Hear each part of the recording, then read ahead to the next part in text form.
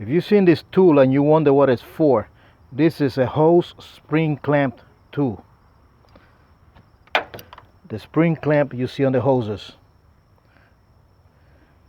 Now, the way it works, you put this on a clamp. Just find a way it fits better.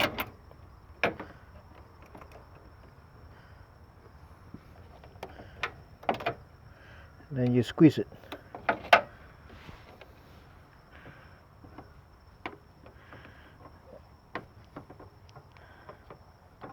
And then this lever right here is to release the tension.